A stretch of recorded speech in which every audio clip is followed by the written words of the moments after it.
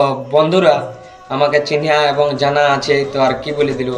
তো আমার লাইফে একটা বহুত বড় প্রবলেম চলছে বন্ধুরা। তো ভাবো না যে আমি মরে গেছি বলে, কারো ফোন কল মেসেজ আমি রিপ্লাই দিইনি, মেসেজের কিংবা কল তুলিনি। ভাবো না যে আমি মরে গেছি, কিন্তু আমি বাঁচিয়ে আছি। কিন্তু আমার মা বাবাকে বলা হচ্ছে, আমার পরিবারকে বলা হচ্ছে আমি বাঁচিয়ে আছি, টেনশন নেও না, আমি যথায় আছি, ভালো আছি, সুখে আছি। এবং এখন আমি আমার আদার্স বন্ধুকে, ফ্রেন্ডকে, সবাইকে জানাচ্ছি যে কল মেসেজ আমি করি নাই বলে কি আমি বাঁচিয়ে আছি না মরে গেছে চিরঞ্জিত। তো আমি বাঁচিয়ে আছি বন্ধুরা, সবার তোমাদের ভালোবাসাতে বাঁচিয়ে আছি। তো এমন আমার একটা লাইফে প্রবলেম চলছে।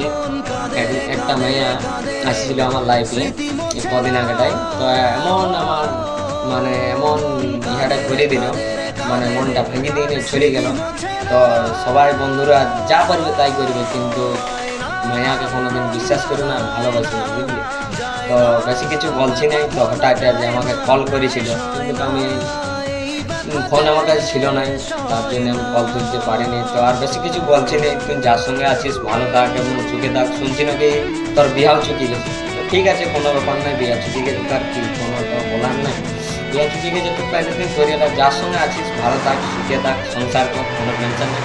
তো আর বেশি বড় কিছু বলছি না। তো আমি আমার মা বাবাকে এবং পরিবারকে বলছি আমি কোথায় আছি, ভালো আছি, সুখে আছি। আর তো একটাই কথা বলছি, আমার যত যে ফ্রেন্ড, সব গার্লফ্রেন্ড, আনফ্রেন্ড।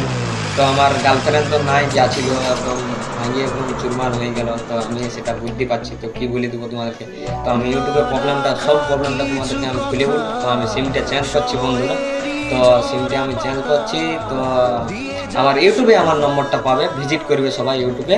তো আমার সিমটা আমি চেঞ্জ করছি। তো নমস্কার, জোহার, দণ্ডবোধ। আর বেশি